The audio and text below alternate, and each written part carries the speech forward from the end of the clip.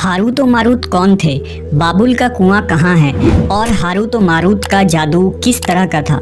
ये वो पुरअसरार सवालात हैं जिनके जवाब तो बहुत हैं और लिखने वालों ने भी बहुत कुछ लिखा है, लेकिन उन किस्से कहानियों में हकीकत को तलाश करना गहरे समुंदर से मोतियां निकालने के बराबर है। हारूत और मारूत के मुताल्लिक बुनियादी तौर पर दो तरह की रवायतें मिलती हैं, एक वो जो कुरान और हदीस और ताबईन के अक़वाल में मौजूद है और दूसरी वो जो तौरेत और इंजील और इसराइली रवायतों में आती है, जबकि उन इसराइली रवायतों को बेशतर उलमा और मुवर्रिखीन ने तायद की है। इस वीडियो में हम उन दोनों तरह की रवायतों और वाक़यात को मुकम्मल पेश करेंगे।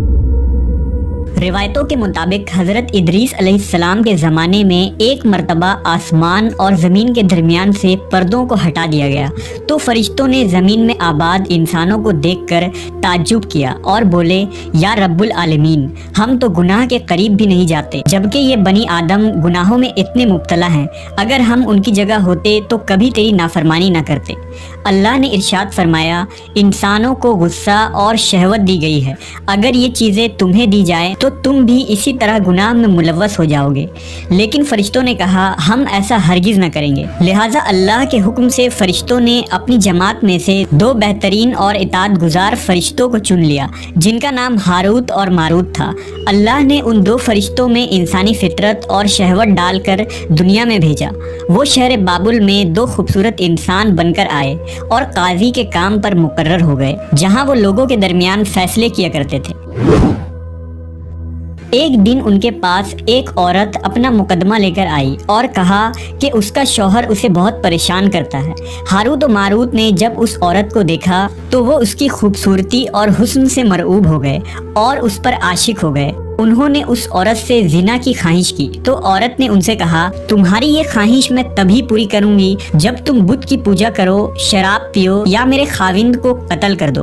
हारूत और मारूत ने शराब नोशी को छोटा गुनाह समझकर पी लिया और नशे की मस्ती में दो और कबीरा गुनाह कर बैठे। उस औरत ने उनसे आसमान पर चढ़ने का अमल भी सीख लिया, जिसके जरिया वो आसमान पर जाते थे। जब औरत इस अमल के जरिया आसमान पर गई तो अल्लाह के हुक्म से उसे सितारे की शक्ल में मस्ख कर दिया गया।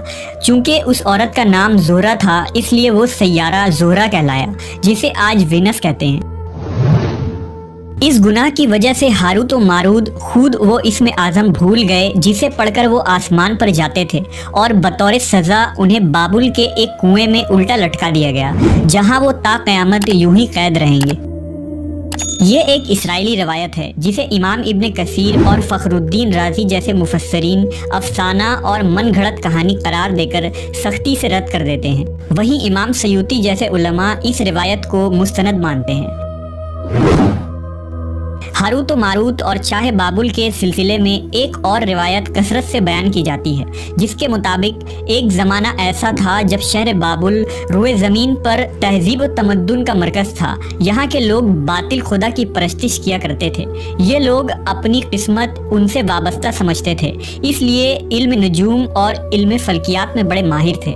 उनके बुतकदों में सितारों की पूजा की जाती थी। ये लोग जादू, तंत्र मंत्र, सिफली को बहुत अहमियत देते और इस इल्म के जरिया मुआशरे में खूब फसाद फैलाते थे। ये लोग तिलिस्म, जादू, तंत्र मंत्र में बहुत आगे बढ़ गए। उनमें बड़े बड़े जादूगर मौजूद थे।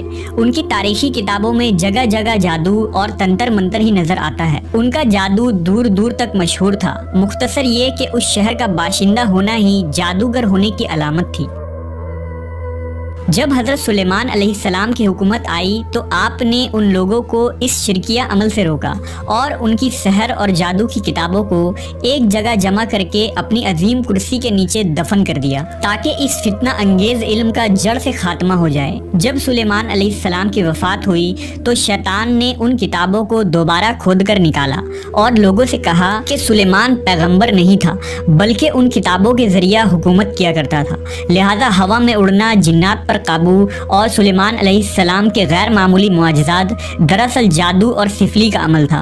बनी इसराइल ने उसकी पैरवी की और उन किताबों को पढ़ना शुरू कर दिया। लिहाजा दोबारा ये शर अंगेज इल्म इस कौम में सुरायत कर गई।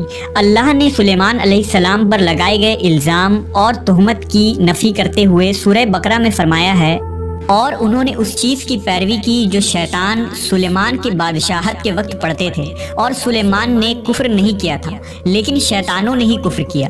لوگوں کو جادو سکھاتے تھے اور اس چیز کی بھی جو شہر بابل میں ہاروت و ماروت 2 فرشتوں پر اتارا گیا تھا، اور وہ کسی کو نہ سکھاتے تھے جب تک یہ نہ کہہ دیتے کہ ہم تو صرف آزمائش کے لیے ہیں، تو کافر نہ بن۔ لہذا جب یہ سحر کا علم بابل میں عام ہو گیا اور لوگوں کی تکلیف اور پریشانی کا باعث بن گیا، تو اللہ نے 2 فرشتوں کو انسانی صورت میں مامور کیا کہ وہ جادو کے عوامل اور اسے باطل کرنے کا طریقہ لوگوں کو سکھائیں تاکہ وہ جادوگروں کے فساد اور شر سے محفوظ رہ سکے۔ لیکن یہ تعلیمات غلط مقصد کے لیے بھی استعمال ہو سکتی تھی۔ حالانکہ وہ فرشتے لوگوں کو تنبیہ کرتے تھے اور ان کے لیے صراحتاً کہتے تھے کہ یہ تمہارے لیے ایک طرح کی آزمائش ہے، لیکن پھر بھی وہ لوگ ایسے کاموں میں پڑ گئے جو انسانوں کے لیے ضرر اور نقصان کا باعث تھا۔